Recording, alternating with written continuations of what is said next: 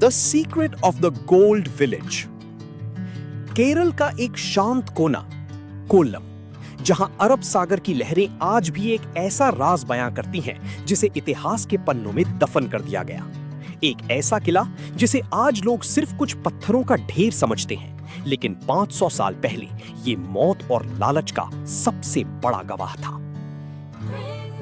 थंगसेरी, जिसका मतलब है सोने का गांव, एक ऐसा दौर था जब यहां मसालों का व्यापार सिक्कों से नहीं बल्कि खालिस सोने से होता था। लेकिन जहां सोना होता है वहां शिकारियों की नजर सबसे पहले पड़ती है। इस जमीन की खुशबू यूरोप तक जा पहुंची और शुरू हुआ खून, धोखे और बारूद का एक ऐसा खेल जिसने भारत का इतिहास बदल दिया।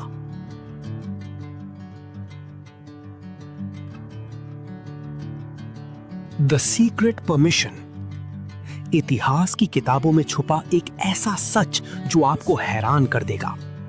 साल 1517 में पुर्तगाली कमांडर कैप्टन हेक्टर रोड्रिग्स ने कोल्लम की रानी से सिर्फ एक व्यापारिक घर बनाने की इजाजत मांगी थी, लेकिन पुर्तगालियों के मन में कुछ और ही चल रहा था।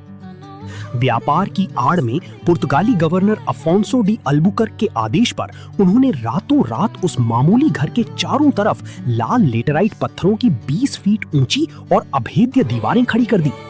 जब तक स्थानीय वेनाड साम्राज्य को उनकी इस चालाकी का पता चलता, तब तक अरब सागर के तट पर फोर्टालीजा दी साओ तोमे यानी सेंट थॉमस फोर्ट का खूनी ढांचा तैयार हो चुका था।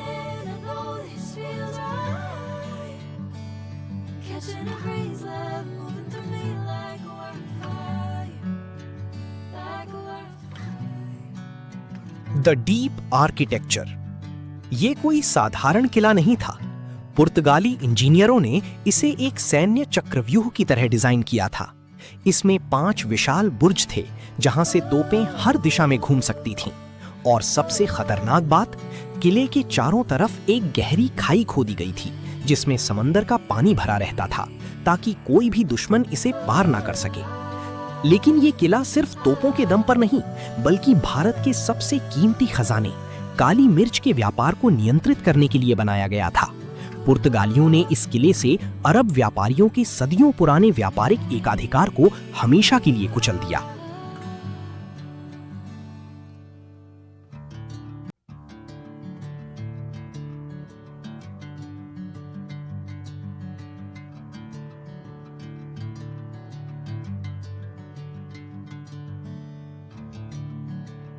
दिसंबर 1658, वक्त बदला और पुर्तगालियों के इस अजेय साम्राज्य को चुनौती देने समंदर के रास्ते आई एक नई क्रूर ताकत, डच ईस्ट इंडिया कंपनी।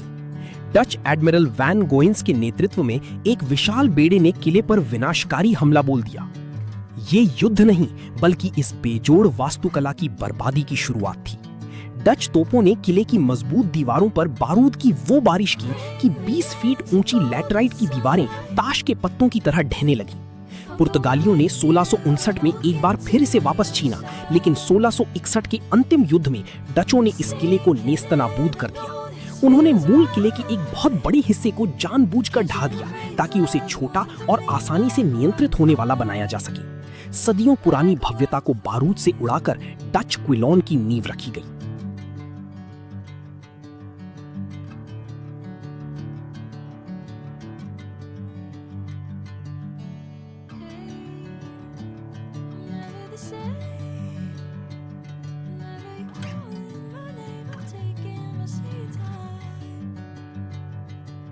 आज जब आप इस किले के खंडहरे में चलते हैं तो पैरों के नीचे सिर्फ मिट्टी नहीं बल्कि इतिहास की खामोश चीखें महसूस होती हैं। यहाँ बनी पुर्तगाली और डच कब्रें गवाह हैं उन सैनिकों की जो अपने वतन से हजारों मील दूर इस सोने की ललक में आए और यहीं मिट्टी में मिल गए। लेकिन इस खूनी इतिहास ने थंगसेरी को एक अनोखी पहचान भी दी।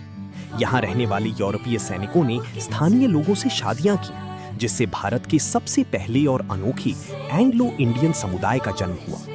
आज भी यहाँ की हवाओं में, खान पान में और पुरानी इमारतों में उस मिश्रित संस्कृति की खुशबू बाकी है।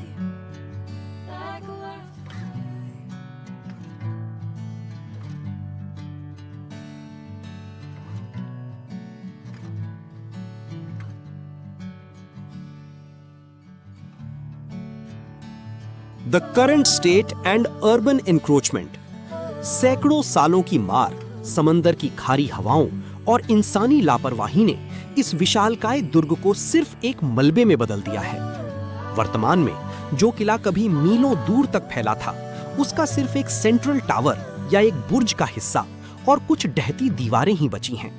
लगभग 4 फीट चौड़ी और 50 फीट ऊंची ये अकेली दीवार आज हवा में झूलती नजर आती है। भारतीय पुरातत्व सर्वेक्षण यानी ASI ने इसे राष्ट्रीय महत्व का स्मारक घोषित तो किया है, लेकिन इसके संरक्षण की राह बहुत कठिन है। आज ये ऐतिहासिक धरोहर जमीन के एक छोटे से टुकड़े में सिमट कर रह गई है।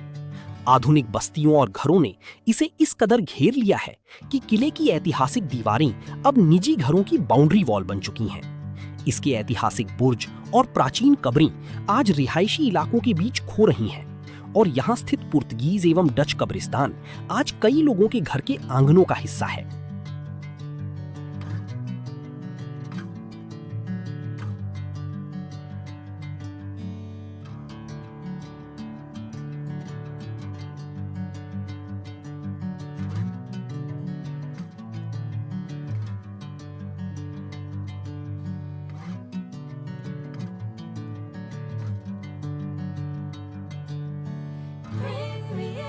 सन 1795 में अंग्रेजों ने इसे अपने नियंत्रण में लिया और सन 1902 में यहाँ 135 फीट ऊंचा शानदार थंगसेरी लाइट हाउस बनाया। जो किला कभी समंदर में मौत का जाल बिछाने के लिए बना था, आज उसी के साए में भटकते जहाजों को रास्ता दिखाने वाला दिया जल रहा है।